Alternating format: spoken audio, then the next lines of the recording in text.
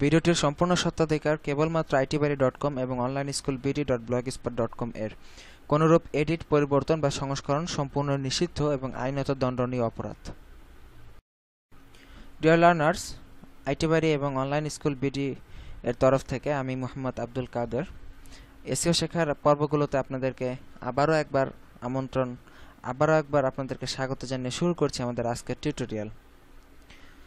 তো এসইও এর চেইন টিউনগুলোতে আমরা বিভিন্ন এসইও অন পেজ অপটিমাইজেশনের বিভিন্ন ব্যাপার নিয়ে কথা বলছিলাম। তো সেই ধারাবাহিকতায় আজকে আমরা এসইওতে আরেকটি চমৎকার ব্যাপার বা গুরুত্বপূর্ণ জিনিস নিয়ে কথা বলবো। সেটা হলো আপনার ইমেজ বা ছবি থেকে কিভাবে আপনার ওয়েবসাইটে ভিজিটর পেতে পারেন। তো চলুন টিউটোরিয়ালটি শুরু করা যাক। তো টিউটোরিয়ালের শুরুতেই আমি আপনাদেরকে একটা কথা বলে রাখি যে গুগলের কাছে কিন্তু আপনার ওয়েবসাইটের যে টেক্সট বা লিখিত আকারে যে কথাগুলো মনে করেন লেখা, এই লেখারই কিন্তু ভ্যালু আছে। আপনার ওয়েবসাইটের ছবি বা পিকচারের কিন্তু গুগলের কাছে কোনো প্রকার ভ্যালু নাই। তো আসলে গুগল বট আপনার ওয়েবসাইটের টেক্সটগুলোকেই ক্রল করতে পারে, আপনার ওয়েবসাইটের ইমেজগুলোকে গুগল বট ক্রল করতে পারে না। তো তাহলে এখানে একটা প্রশ্ন থেকে যায়, আমরা যদি google.com-এ গিয়ে কোন কিছুর ইমেজ লিখে যদি সার্চ করি, আমরা google.com-এ গিয়ে ইমেজ সেকশনে গেলাম। তো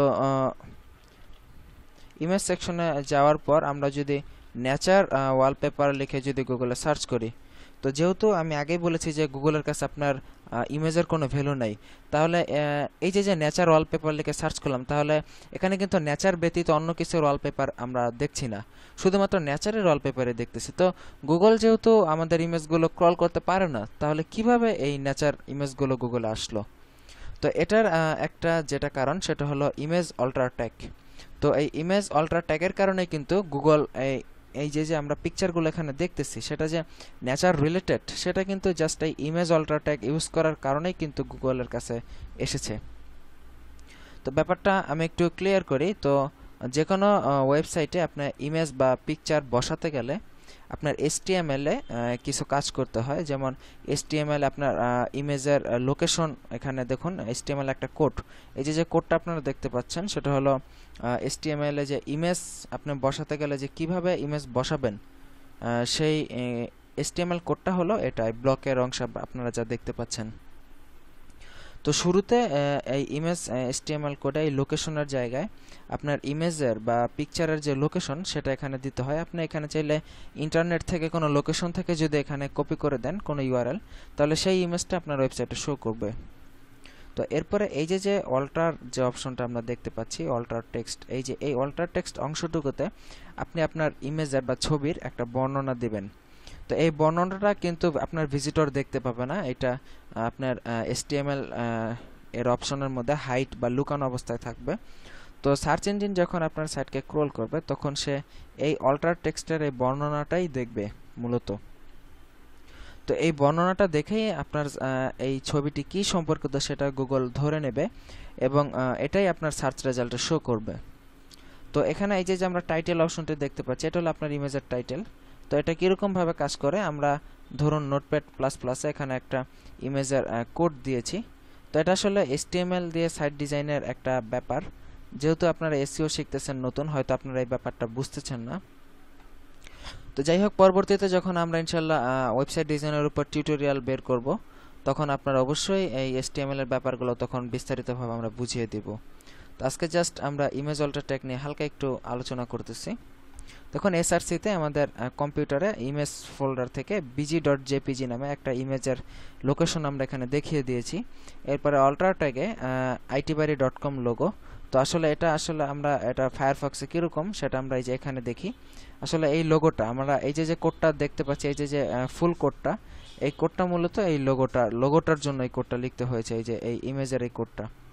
তো এখানে itbari.com লোগো, আমরা ইমেজের নাম অল্টার যেহেতু itbari.com লোগো দিয়েছি, তো এই ক্ষেত্রে গুগল ক্রল যখন আমার ওয়েবসাইটকে ইন্ডেক্স করাবে, তখন সে এই itbari.com লোগো নামে এই ইমেজটাকে ধরে নেবে।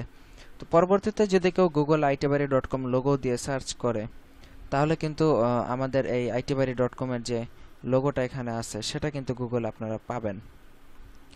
তো এরপরে এই যে টাইটেল ট্যাগটা, এই টাইটেল ট্যাগের কাজটা এটা হলো আপনার ইমেজের একটা টাইটেল। তো দেখুন এই টাইটেল ট্যাগের মধ্যে কিন্তু আমরা অনলাইন স্কুল বাংলাদেশ কথাটা লিখেছি।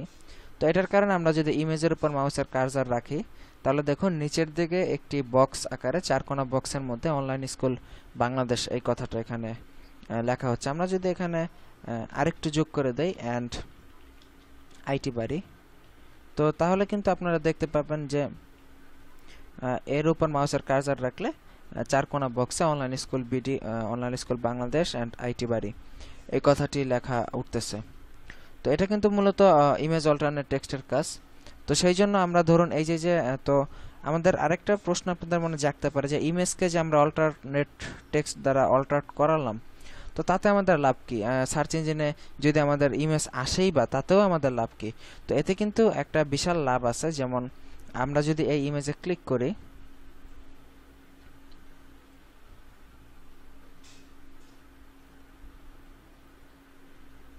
অবশ্যই এই ইমেজটা একটু হাই কোয়ালিটি ইমেজ, আমরা দেখতে পাচ্ছি 1024x768 হাই কোয়ালিটি ইমেজ। তো দেখুন ইমেজে ক্লিক করলে ইমেজটা অন হলো। তো এখানে যদি আমরা ক্লিক করি তাহলে কিন্তু আপনারা দেখবেন যে ওয়েবসাইট থেকে এই ইমেজটা এসেছে সেই ওয়েবসাইটে কিন্তু সরাসরি এখানে চলে যাচ্ছে। অবশ্যই আমরা দেখতে পেলাম যে আমরা গুগল থেকে আমরা সরাসরি এই ওয়েবসাইটে চলে আসতে পারতেছি। তো এটাই কিন্তু আপনার মূলত ইমেজ অল্টারনেট বা ইমেজগুলোকে সার্চ ইঞ্জিন অপটিমাইজ করিয়ে এটাই কিন্তু আপনার সুবিধা, আপনি প্রচুর ভিজিটর আনতে পারেন। আর আরেকটা যে বড় সুবিধা, ইমেজগুলো আপনি সহজেই সার্চ ইঞ্জিনে আপনি ফার্স্ট পেজে নিয়ে আসতে পারবেন বিভিন্ন ইমেজ, কিন্তু টেক্সট কিন্তু এত সহজে আনতে পারবেন না। ইমেজ দিয়ে কিন্তু আপনি প্রচুর ভিজিটর পেতে পারেন আপনার ওয়েবসাইটে।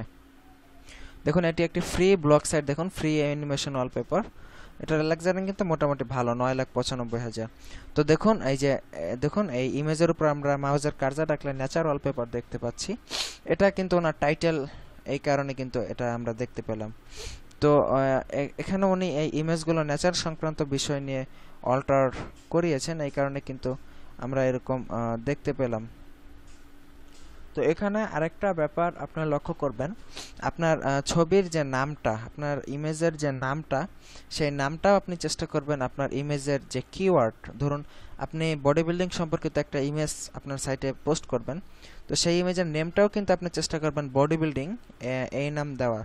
তো দেখুন ইমেজের উপর মাউসের কার্সার রাখলে আপনারা নিচের দিকে লক্ষ্য করুন, নিচের দিকে দেখুন স্ট্যাটাস বারের দিকে একটা বিশাল বড় লাইনের মতো উঠেছে, ওখানে কিন্তু আপনার নেচার ওয়ালপেপার 130.jpg, তার মানে উনি এই ওয়ালপেপারের নেমটা নেচার ওয়ালপেপার 130.jpg এই নামে রেখেছেন। তো এই কারণেই কিন্তু মূলত গুগলের কাছে এই ইমেজটা ফার্স্ট পেজে গিয়েছে।